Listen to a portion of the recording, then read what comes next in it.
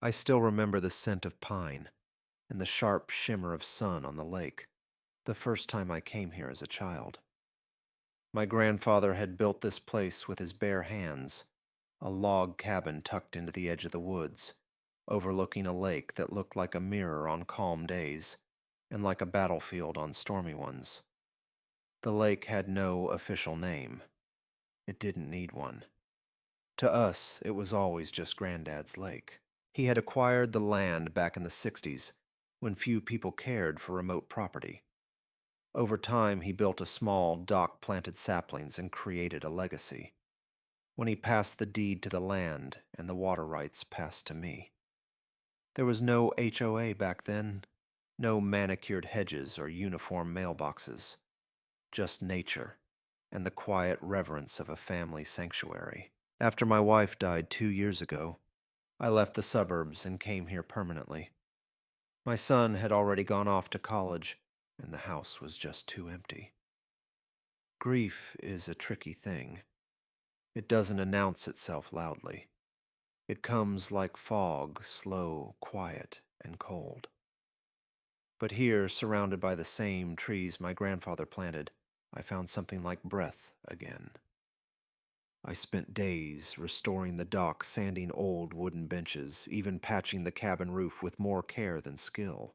The jet ski was a recent addition, a gift from my son when he visited last summer.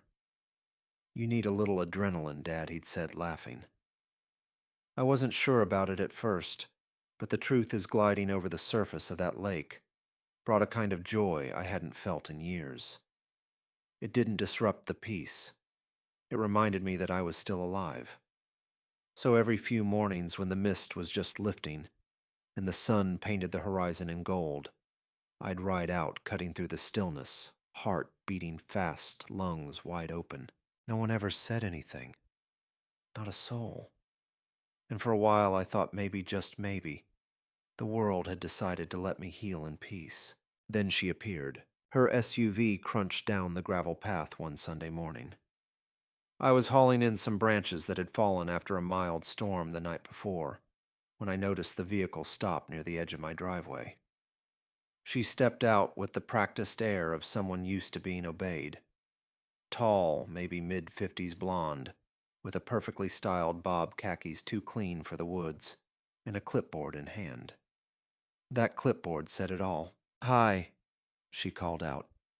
"Are you the owner of this property?" I nodded, wiping sweat from my brow. "Yes, ma'am. Can I help you?" "I'm Karen Blakely, president of the Pine Hollow Lakeside HOA. I paused. "There's an HOA here." "Well," she said, stepping closer. "Technically, the subdivision was incorporated 2 years ago. We've been expanding oversight to the surrounding properties. Yours is adjacent to the main body of the lake." "Correct. That's right," I said slowly. "My grandfather bought this land in 1964. I inherited it. It's never been part of any HOA. Karen smiled like someone indulging a child. "Yes, well, there have been recent concerns, specifically regarding the use of motorized vehicles on the lake." She flipped open the clipboard. "Jet skis in particular are prohibited under Section 3, Article 7 of our community bylaws. Noise pollution, safety risks, environmental impact. We've had complaints." I raised an eyebrow. "Complaints from whom?" "Community members. You may not realize, but we've had several families move in nearby. The lake is considered a shared visual amenity. Your jet ski disturbs that tranquility." I couldn't help but chuckle, though there was no humor in it. "This lake has been in my family for 3 generations. It's private land, and I hold full water rights." Karen's smile vanished, replaced with that tight expression I've come to know well. The look of someone who expects obedience and is stunned when it's not immediately given. "Well," she said curtly, "we'll be following up. I suggest you review your property boundaries and reconsider using that vehicle in the meantime. It's not in the spirit of the community." She turned and left without another word. I watched her drive away, a strange knot forming in my stomach. I'd dealt with bureaucrats before the military has plenty, but something about her confidence unnerved me. That clipboard wasn't a suggestion. It was a threat wrapped in civility. I didn't ride the jet ski that afternoon, not because I was afraid, but because I needed to think. There's a moment when you've lost something, or someone dear, that the rest of the world starts to feel hostile. Like peace is a fragile thing, constantly under siege. And in that moment, standing on the edge of my lake, watching the ripples fade into stillness, I knew one thing for certain: they were going to try and take it from me, and I wasn't going to let them. The next few days passed in a sort of uneasy silence. I went about my routine, chopping wood, checking the rain gutters, walking the trails my grandfather once carved into the trees. But every time I glanced at the lake, the memory of that clipboard and Karen's tight smile came flooding back. Her words echoed like an insect in the back of my mind. It's not in the spirit of the community. I didn't ride the jet ski, not because I agreed with her, but because I didn't want to stir things up prematurely. I wanted to see how far she was willing to go. On Thursday morning, I got my answer. I had just stepped out with a cup of coffee when I noticed something glinting near the dock. At first, I thought it was dew catching sunlight, but as I got closer, I saw what it really was: a laminated sign nailed into one of the wooden posts flapping lightly in the breeze. Notice: motorized watercraft strictly prohibited. In bold red letters underneath the Pine Hollow Lakeside HOA logo. I didn't put it there, and no one had asked permission to step onto my dock. A second sign stood by the gravel path that led to my cabin. This property is subject to community guidelines under HOA jurisdiction. Violations will be documented. I stood there reading both signs twice, jaw tight. They had crossed onto my land without permission and posted signs claiming jurisdiction they did not have. 10 minutes later, I was knocking on the door of the closest neighbor I knew, Fred and Marlene, a retired couple who had moved in 5 years ago across the ridge. Fred answered in pajama pants and slippers, a half-eaten apple in his hand. "Hey, everything all right?" he asked. I held up my phone, showing him the photo I'd just taken of the sign on my dock. "You know anything about this?" Fred squinted. "Karen mentioned something at the last community gathering. Said someone had a jet ski that was disturbing the wildlife. I didn't realize she meant you." "She doesn't have authority over my land," I said. "The lake belongs to me. I've got the water rights deeded over from my grandfather. Been in the family since the 60s. Fred shrugged. "You might want to take it up with the HOA board. Karen's been ambitious lately." I thanked him and walked away, the word ambitious sticking to my thoughts like sap. It wasn't ambition. It was overreach. Entitlement disguised as stewardship. Later that afternoon, I found her again. I was coming back from the general store when I saw her SUV parked near the community center. She was standing with 2 other board members, pointing toward a map on a fold-out table. I didn't wait for an invitation. "Karen," I said flatly, "you nailed signs to my dock." She looked up, expression neutral. "We placed community warnings in accordance with the bylaws." "On private property," I snapped. "Property you have no jurisdiction over." Karen crossed her arms. "Your land is adjacent to the HOA-managed lakefront. By visual and environmental impact standards, your activities fall under review. That lake doesn't belong to the HOA. The body of water borders community land, and we've received several complaints. We're obligated to maintain the character and safety of shared natural resources." "Shared." I barked a laugh. "Karen, do you know what a riparian deed is? Because I have one. I have the original 1964 deed that includes the lake and full water usage rights. You don't have authority here." One of the board members, a younger man with glasses and a nervous smile, interjected. "Maybe we should consult with county records before." Karen cut him off. "We're simply ensuring compliance with our community agreements." I pulled out my phone, already flipping through my documents. You've posted signage on my land, and if you or any of your board members step foot on my dock again without permission, it's trespassing. Her eyes narrowed. Are you threatening legal action? I held her gaze. I'm promising it. Silence hung between us. Then, with a nod to the others, she turned back to her map. I walked away, blood pounding in my ears. It wasn't just the arrogance that got to me. It was the sheer disregard for history, for ownership, for the truth. That evening I pulled out the storage box under the bed. In the master room, my grandfather's box. It had old papers, handwritten notes, and the original land survey rolled in a faded tube. I spread it out on the kitchen table, the worn lines and inked borders, speaking louder than anything Karen could draft up. The lake. All of it, now, was included in the survey. There were no easements, no shared zoning, no municipal access overlays. This wasn't just a lake. It was legacy. And if she thought she could erase that with a clipboard and laminated signs, she was sorely mistaken. I spent the rest of the night scanning every document, backing up files, and organizing evidence. I emailed my lawyer, flagged the land registration number, and scheduled a meeting at the county recorder's office the next morning, because now I wasn't just defending a jet ski. I was defending my grandfather. Listen. The following Monday, a manila envelope arrived at my cabin, dropped off by a courier in a marked SUV. I hadn't ordered anything. No return address, just HOA Compliance Division, typed neatly in the corner. I didn't need to open it to know who it was from, but I did anyway. Inside was a formal notice of violation. According to the letter, I was in breach of Section 3, Article 7 of the Pine Hollow Lakeside HOA bylaws, specifically due to the operation of a motorized personal watercraft, namely the jet ski. The letter included phrases like creating a public nuisance potential safety hazard and visual disruption of communal enjoyment. The most offensive part wasn't the accusations, it was the demand.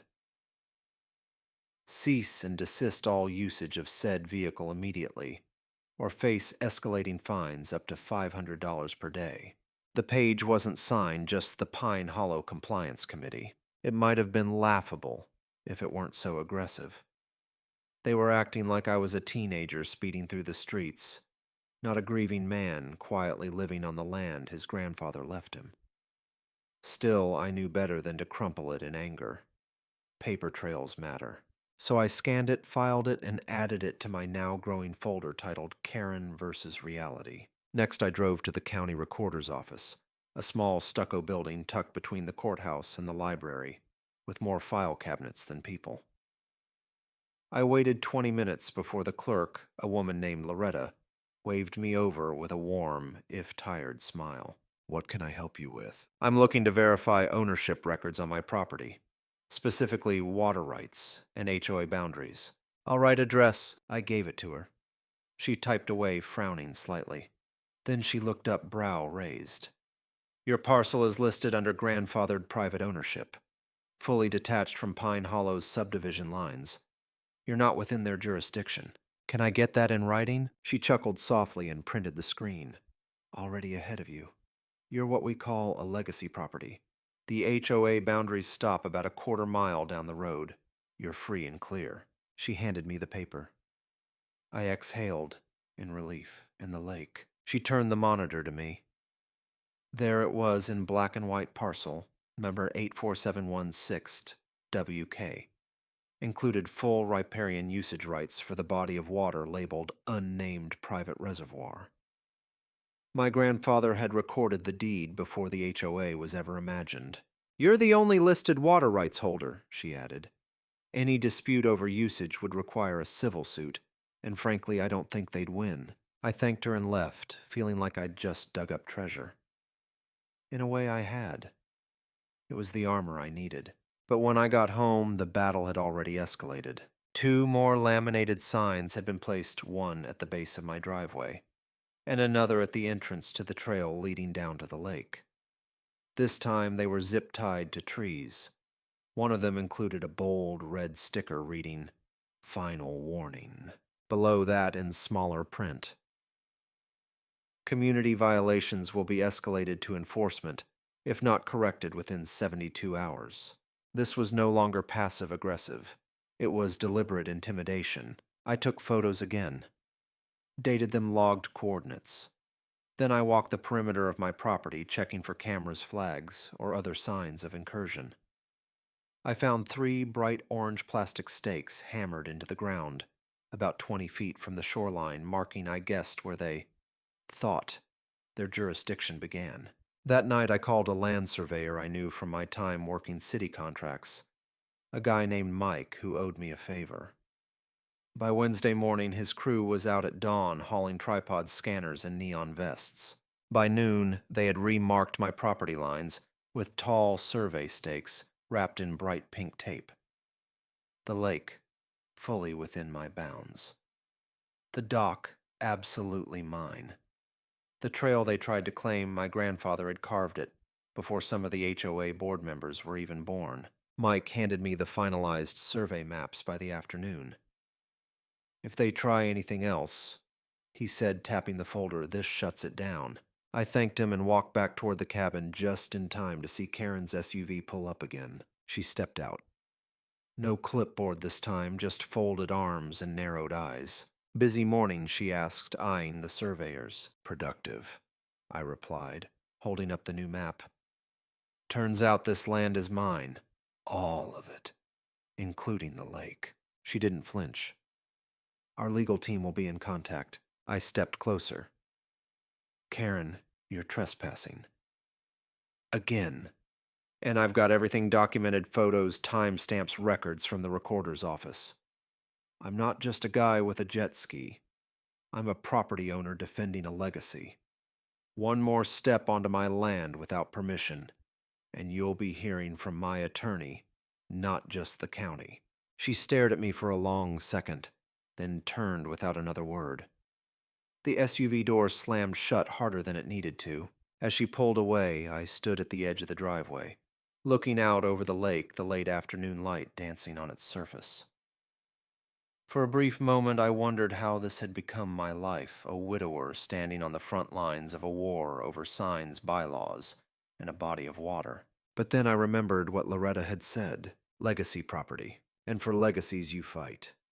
The morning after my encounter with the deputy, I woke up early, brewed a pot of strong black coffee, and stood for a long time at the edge of the lake. The mist was rising in soft curls off the surface, and for a moment, everything looked untouched, exactly as my grandfather had left it. But I knew better now. The battle lines had been drawn. Karen wasn't going to back off. Not with her signs. Not with her complaints. Not with her clipboard full of bylaws written for a community I never asked to be part of. So I decided it was time to arm myself not with anger, not with threats, but with paper. Cold, hard facts. Deeds, maps, rights. I was going to beat them at their own game by doing something they never expected, reading the fine print. I got in my truck and drove to the county recorder's office, a squat red brick building tucked behind a library, smelling of old ink and bureaucracy. A young woman at the front desk looked up as I approached. "Hi there. I'm looking to access historical property records, water rights, land deeds, anything associated with this parcel." I handed her a slip with the parcel number from my grandfather's documents. She typed it in. Her eyebrows lifted. "This goes way back. 1964, I nodded. My grandfather bought it from a timber company. She led me to a long row of microfiche files and dusty file drawers. "You'll find original maps here. If you need copies, just holler." It took me nearly 3 hours. I sifted through handwritten ledgers, black and white surveys drawn with ruler and ink tax stamps from the 70s. And that's when I saw a water rights agreement dated 1967, bearing my grandfather's signature and the county's seal. Not only did he own the land around the lake, he owned the lake bed itself. A separate document laid it out clearly. Perpetual private, non-transferable water rights retained by the deed holder and direct heirs. That meant the HOA had absolutely no legal authority over the lake.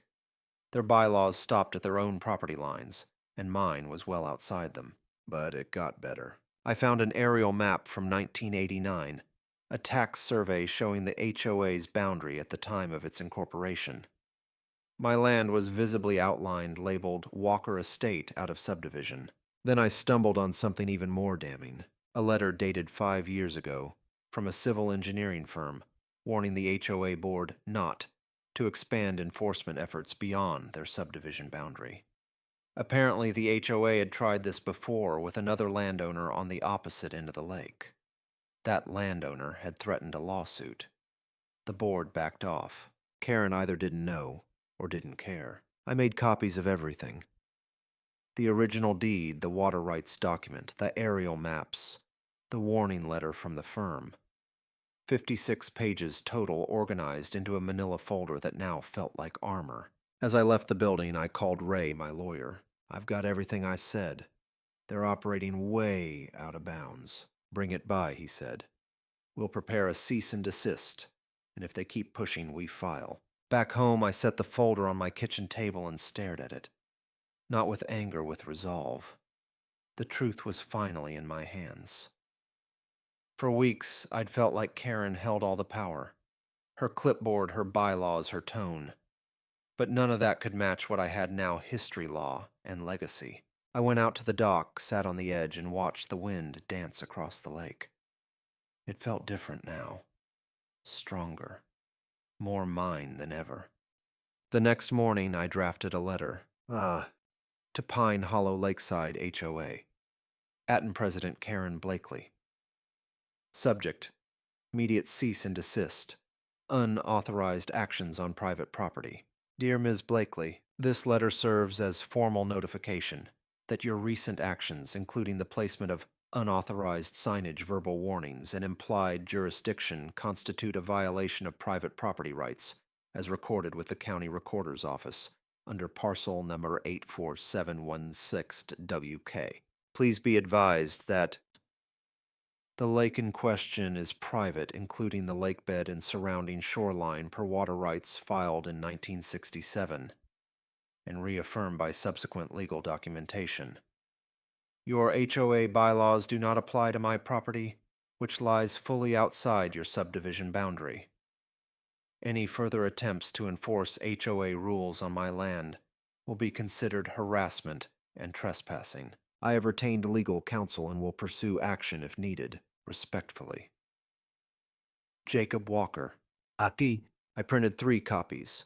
One I mailed, one I hand-delivered, and one I posted to my front gate laminated in a clear sleeve right below the American flag that still flew from the pole my grandfather had carved. That afternoon, I got a text from my son. Heard you're going full John Wayne with the HOA.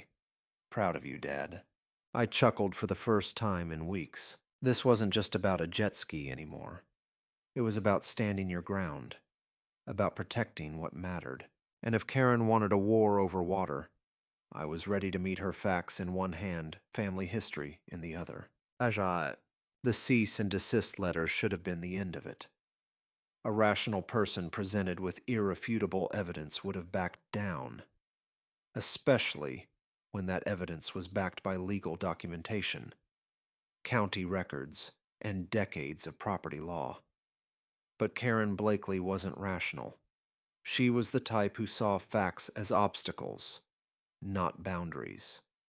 She didn't believe in rules, she believed in control.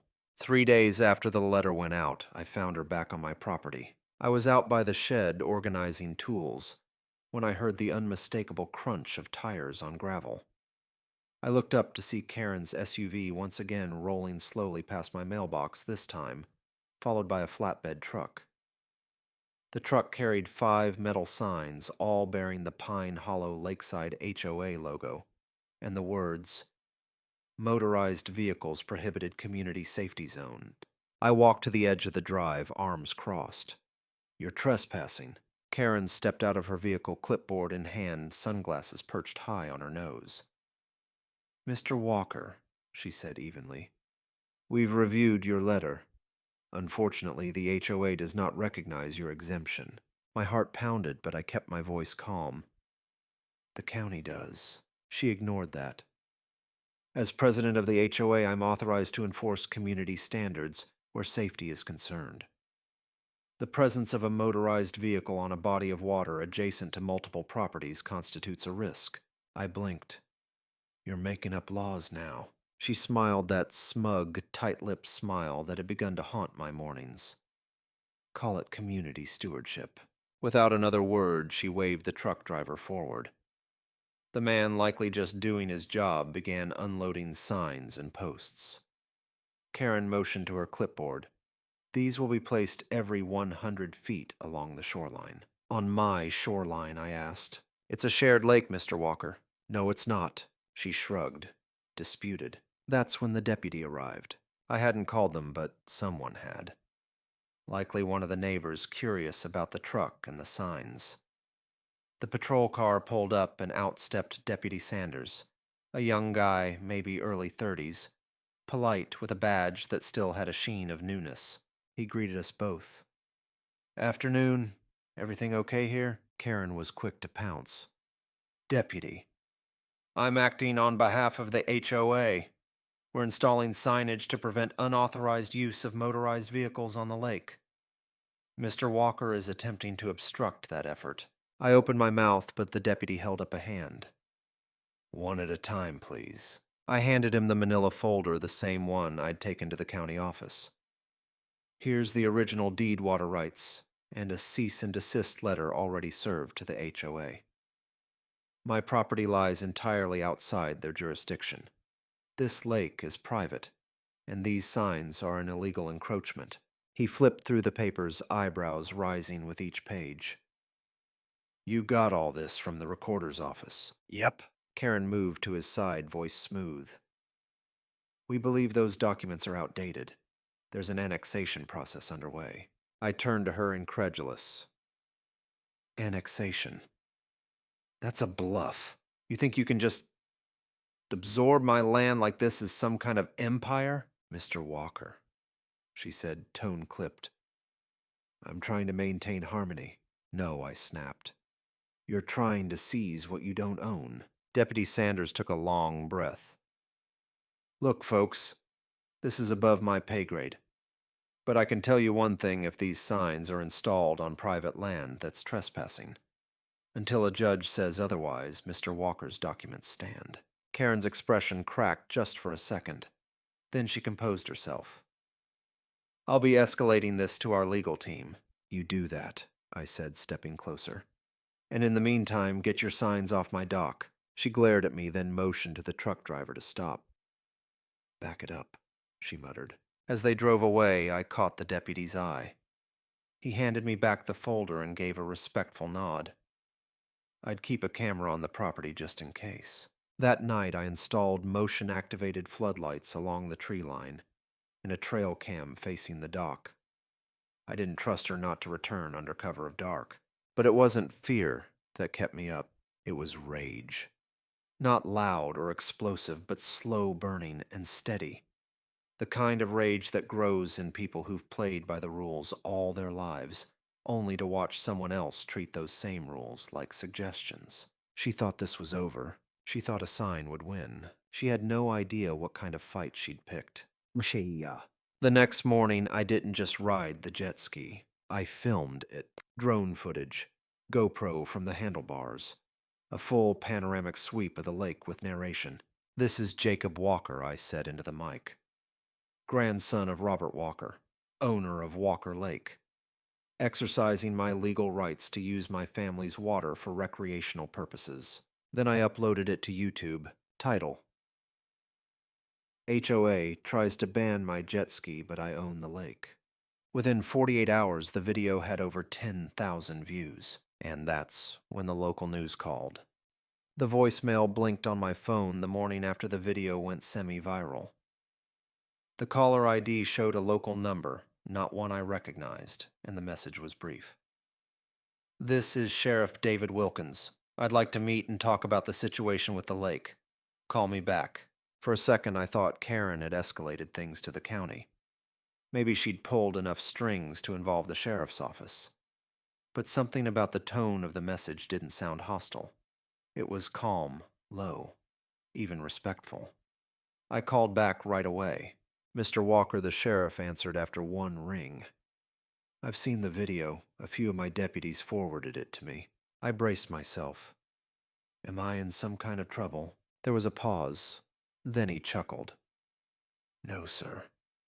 In fact, I think we might know each other indirectly. Was your grandfather Robert Walker? Yes. You knew him. We served in the National Guard together, back when I was just a private, and he was the one making sure I didn't lose my boots. He ever tell you about that time in 1973 with the flooded barracks? I smiled. Only about 100 times. Well, then the sheriff said, I owe that man more than a few favors. And from what I've seen, it looks like you're standing on the same ground he protected all those years. He asked if he could stop by later that afternoon. I agreed, and sure enough, a black and white cruiser pulled up around 3. The sheriff stepped out a man in his 60s, tall and broad, with silver hair and eyes that didn't miss a thing. His handshake was firm. Genuine. Mind showing me the lay of the land, he asked. We walked the edge of the lake, the autumn sun bouncing off the surface. I pointed out the boundary markers, the dock, the spots where Karen had tried to post her signs. She's relentless, I said. Treats the bylaws like scripture. The sheriff nodded. HOAs have their place, but too many folks use them as a way to play petty tyrant. I've been dealing with Karen Blakely since she tried to cite a volunteer fireman for parking a truck with offensive decals. That decal, by the way, was the American flag with a fireman's axe. Sounds about right. He stopped walking and turned to face me. Mr. Walker, far as I'm concerned, this is private land. These documents, he held up the copies I'd sent him earlier, are solid. The water rights are yours, the land never annexed, and that HOA doesn't have a legal leg to stand on. Relief flooded through me, but it was tempered with caution. So what happens next? Nothing if they back off. But if they try anything more, I want you to call me directly. He handed me a card with his personal cell number written in ink. Karen's pushing too hard. She's riled up people before, but never someone with the law on their side and a backbone to match. He paused, looking out across the water. Your grandfather used to say this lake had a heartbeat. He said you could feel it if you stayed still long enough. I nodded. He was right. The sheriff slapped my shoulder. Then it's your job to keep that heart beating. And I'll help however I can. That night I felt something shift. Not just in the case, but in me. For the first time in weeks, I slept deeply. No floodlights, no pacing the porch. Just the sound of crickets, the wind through the trees, and the lake lapping gently against the shore. But Karen wasn't done. Whoa. A week later, flyers began appearing in mailboxes, professionally printed with the HOA logo at the top. Sawwait, community meeting violation of harmony. In bold beneath, discussion of unauthorized motorized vehicle use and non-compliant resident behavior. They didn't mention my name, but they didn't have to. Everyone knew who it was about. Neighbors I hadn't seen in years started slowing their cars near my gate. A few waved awkwardly. Others didn't wave at all. One even left an anonymous note under a rock by the mailbox. We support you. Don't let her bully you. The day of the meeting, I considered skipping it. Let them talk. Let them accuse me behind closed doors like some kangaroo court. But then I thought of my grandfather, of the dock he built with his own hands. The stars he used to name with me from that cabin porch. The tears I'd cried for my wife on the edge of that water. I wasn't going to let them rewrite my story. So I put on my cleanest shirt, tucked the folder of deeds under my arm, and drove down to the Pine Hollow Community Center. As I walked through the door, a dozen heads turned. Some looked embarrassed. Some looked angry. And Karen, standing at the front with her clipboard and her tight-lipped smile, looked ready for war. The fluorescent lights in the Pine Hollow Community Center buzzed faintly overhead. casting a sterile glow across the room. Rows of metal chairs were lined up neatly, most of them filled with neighbors I barely recognized. Some were new residents, young couples with strollers and toddlers. Others were retirees who had downsized to lakeside properties for peace and quiet. The same kind of quiet Karen claimed I was violating. Karen stood at the front of the room beside a whiteboard marked with bold, bullet-pointed concerns. At the top of the list, non-compliance with community standards. Right underneath, noise pollution from unauthorized jet ski. She wore that same smug, calculated expression I'd seen when she first arrived on my property. Her posture was perfect, her tone crisp and professional, but her eyes flicked toward me like she was daring me to speak. I took a seat in the back, quietly watching as she welcomed the attendees. "Thank you all for coming," Karen began. "Tonight's meeting addresses a recent pattern of behavior that threatens our community harmony and safety. As you know, the HOA was created to preserve the peaceful, family-friendly environment that Pine Hollow is known for. Unfortunately, we've had recurring violations of our bylaws concerning motorized watercraft and unregistered property usage." She didn't say my name. She didn't have to. Several heads turned toward me. I met their gazes without flinching.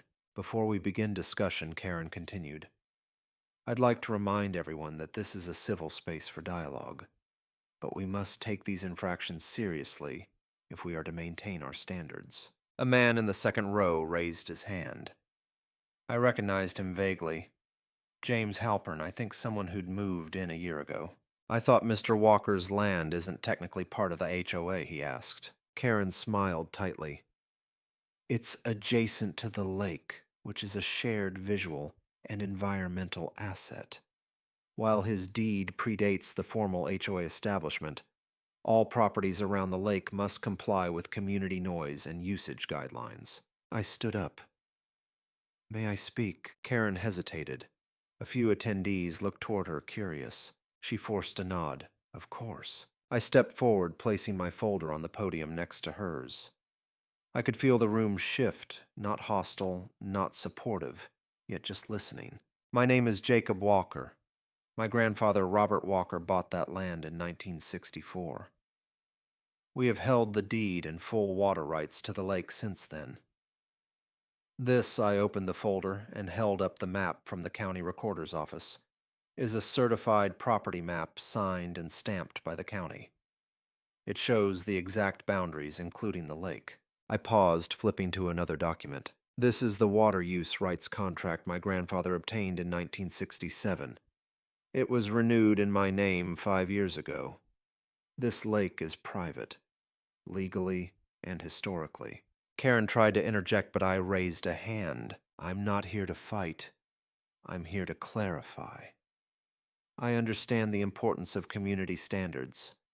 I respect my neighbors, but I will not be intimidated off land that's been in my family for 60 years. Someone in the back clapped, then another. A ripple of quiet applause spread through the room.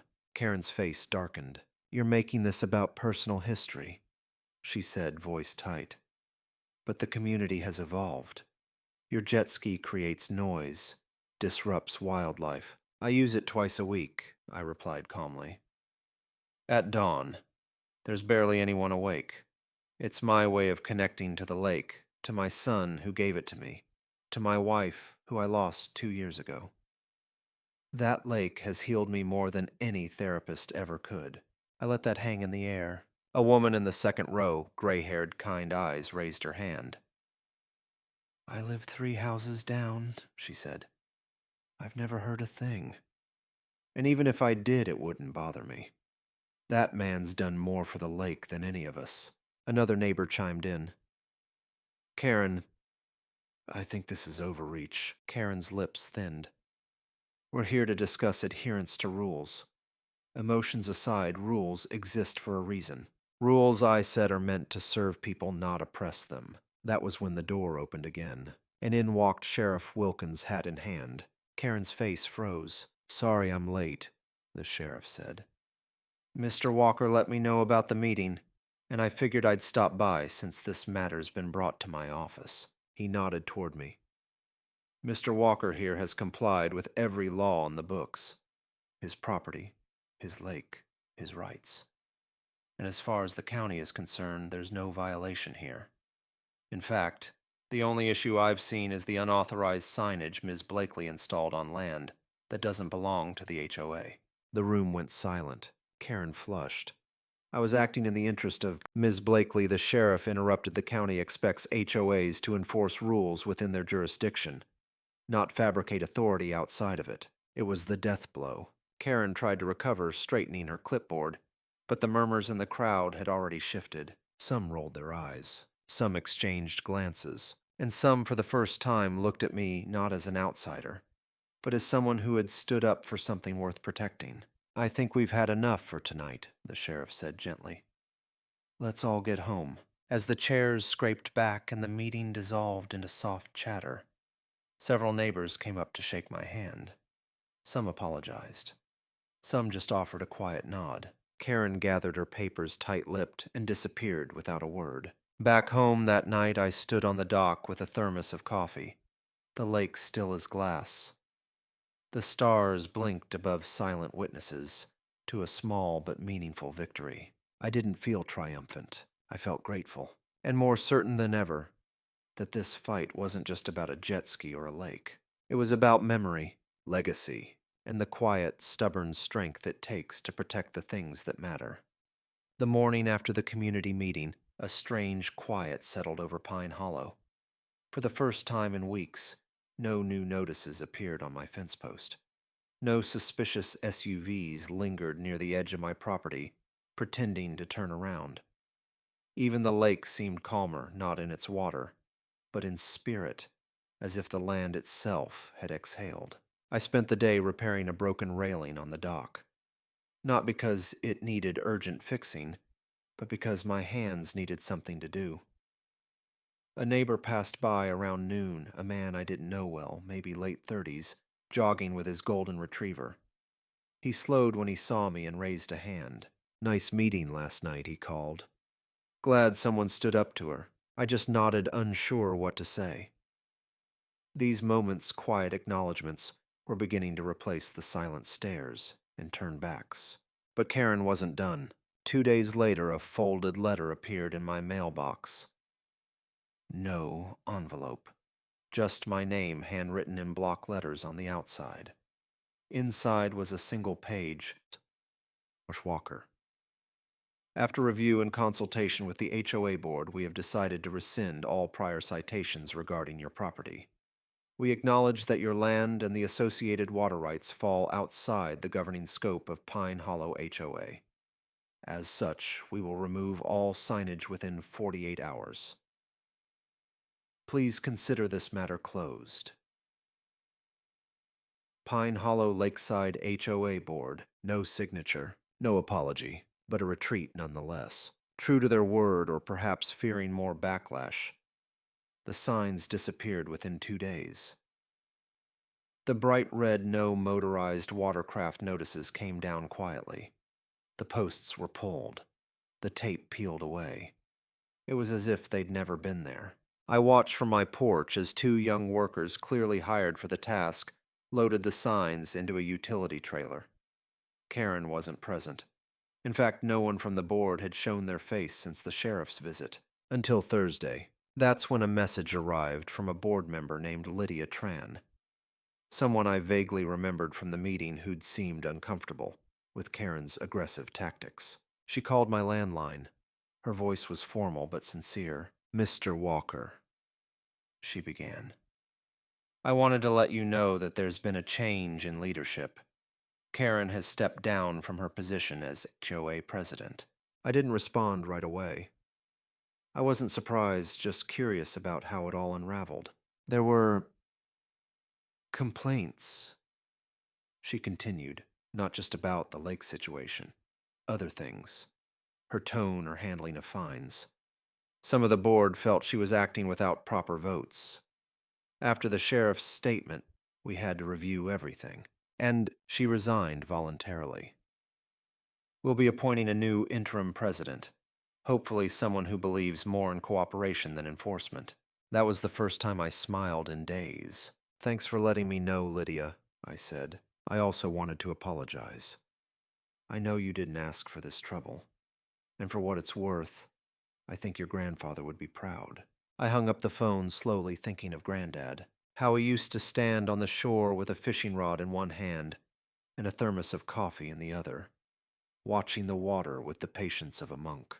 He never talked much about the wars he fought or the deals he made to buy the land. But I remember once, when I was a teenager, we stood on the dock after I got into a fight at school. I was angry, embarrassed. He handed me a bait bucket and said, "The only power worth keeping is the kind you don't need to use." At the time, I didn't understand what he meant, but now I did. News travels fast in small towns. By the weekend, I was being invited to more things: a chili cook-off, a lake cleanup day, even a potluck brunch. I didn't say yes to all of them, but I appreciated the gesture. What surprised me most, though, was how many neighbors showed genuine interest in my story. Not just the legal battle, but the legacy of the lake. One woman even asked if she could bring her kids down to fish sometime. I said yes. Why not? The lake had given me more than I could ever repay: peace after grief, strength after being tested, and now a chance to connect again. So I made a decision. I called up my son and told him the whole story. He laughed hard when I described Karen and her clipboard. "Wish I could have seen that sheriff moment," he said. "You'd have loved it," I replied. "But listen, I was thinking of doing something with the lake. Something bigger." "Like what?" "A community access program. Limited hours, no loud parties, just people who need space. Kids who've never seen a sunrise on the water. Veterans. Families. Maybe some guided tours or canoe rentals. Keep it peaceful, but open it up." There was a pause on the line. "I think Mom would have liked that," he said. That sealed it. The next week, I met with a lawyer to draft the paperwork. I wasn't giving up ownership, far from it. But I was establishing boundaries times usage rules, liability forms. I was going to control the access, not shut it down. Not out of revenge, but out of purpose. Because, after everything, the threats, the meetings, the signs, the most powerful thing I could do wasn't sue or retaliate. It was to make the lake matter again, on my terms. When the paperwork was finalized, I sat on the dock with a copy of it in my lap, the edges fluttering gently in the breeze. Legal language, liability clauses, hours of operation, it was all in there. But for me, the real meaning wasn't in the ink. It was in what the lake had become. I wasn't just protecting a body of water. I was defending the last place where I still felt whole. That weekend, I hosted the first open morning, just a simple invite posted on a community bulletin board and taped to a few neighborhood mailboxes. No fanfare.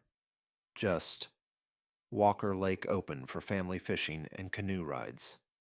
Saturday, 7 a.m., 11 a.m. Respect the quiet, leave no trash. I half expected no one to show up, but they came. Not a crowd, but enough. Two dads with their kids casting clumsy fishing lines. An elderly couple who brought folding chairs and sat quietly by the shore. A teenage girl who asked shyly if she could take pictures for a school project. Even Lydia from the HOA board who brought muffins and stayed to help sweep the dock. No one asked about the jet ski. No one brought up Karen. The lake shimmered patient and timeless, welcoming them all like it had once welcomed me. After they left, I cleaned up the wrappers and the footprints in the sand, and then I sat on the edge of the dock with my feet dangling in the water, remembering. I remembered the first time I came here as a boy, no older than 6. My grandfather had woken me before dawn, handed me a mug of hot cocoa, and led me outside into the still, dark morning. We walked in silence, our breath white in the air, until we reached the edge of the lake. He didn't say much that morning, just pointed to the mist rising from the water and said, "This is what peace looks like before the world wakes up." I didn't understand it then, but I never forgot it. Later, as a teenager, I came here after every heartbreak, every failure, every fight I didn't win. The lake didn't offer advice. It offered presence, a kind of stillness that softened even the loudest pain. When my son was born, I brought him here in a bassinet just to dip his tiny feet in the water and introduce him to the world the only way I knew how, through the ritual of the lake. When my wife passed, this was the only place I could breathe. I slept on the dock for 3 nights straight, after her funeral, wrapped in a sleeping bag, listening to the soft lapping of waves like a lullaby for the broken. The lake didn't judge my grief. It held it. And now when I see others coming here, kids laughing, birds circling low, the quiet sound of paddles cutting through the surface, I know it's time. Time to let this place mean more than just memory. It can be healing for others, too. The next week, I began organizing monthly cleanups. Volunteers showed up with gloves and garbage bags, ready to haul driftwood and pick up stray cans. I started keeping a journal at the cabin where visitors could write their thoughts, their stories. Some wrote about loss, some wrote about gratitude. One entry caught my eye. I came here after my dad lost his job. He's been angry for weeks. But today we fished, and he smiled. Thank you.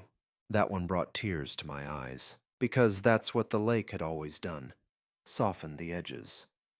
Offered perspective. HOAs talk a lot about community spirit, but that's not something you enforce with fines or rule books.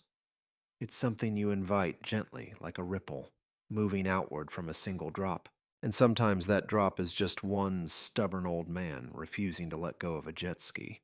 A few weeks later, I got a letter in the mail, this one typed formal, and bearing the official seal of the county. Dear Mr. Walker, we'd like to commend your efforts to maintain a respectful, environmentally conscious public access model for Walker Lake. Your collaboration with local residents has set a positive example for shared spaces and private ownership. The county would like to nominate Walker Lake for its annual Civic Stewardship Award. With respect, Office of Community Affairs. I laughed out loud when I read it. Me an award. I just wanted to ride my jet ski in peace. But maybe that's how change begins. Not with ambition, but with resistance. With one person drawing a line, not in anger, but in memory. Not in vengeance, but in honor. That night I pulled the jet ski out one more time. Not for rebellion, not for show, just for me. The stars were out and the water was black glass. I throttled gently, coasting across the surface, letting the wind bite my cheeks and the cold spray dampen my sleeves. I imagined my grandfather watching from the shore, arms crossed, nodding in approval. I imagined my wife smiling softly, whispering that it was okay to keep living. The engine purred beneath me, but all I heard was silence. Not the absence of sound, but the fullness of it. A quiet so deep it filled every empty space I'd been carrying. And I thought, let them build rules. Let them write bylaws. I have the lake, I have memory, and that will always be more than enough. Spring arrived with a quiet kind of triumph. The frost gave way to soft ground, and the trees lining the lake shook off their winter stillness. New leaves emerged tentative and green, like the lake itself had exhaled. I stood on the dock one morning, sipping coffee from my old thermos, and watched a boy no older than 8 dip his toes into the water, while his mother spread a blanket nearby. They didn't see me, and I didn't interrupt. That was the beauty of it now. The lake didn't belong to HOA rules or board meetings or agenda items. It belonged to healing, to stories, to people who needed it. Word had spread naturally, without flyers, without grand announcements, just conversation. There's this man, they said, who opened his lake.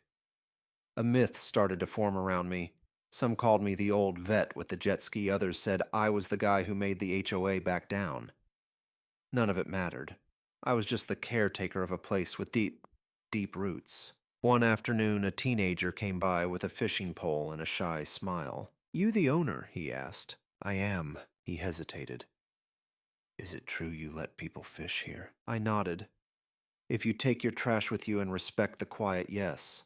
He grinned. "I won't even talk." We both chuckled. He fished for 3 hours in silence. I didn't ask his name. I didn't need to. That was the rhythm now. People came, people went. Canoes glided across the surface. Families dipped their feet at the shoreline. A couple of retirees came every Thursday morning to paint the sunrise. I watched it all from my porch or the dock, sometimes joining, often just observing. Always grateful.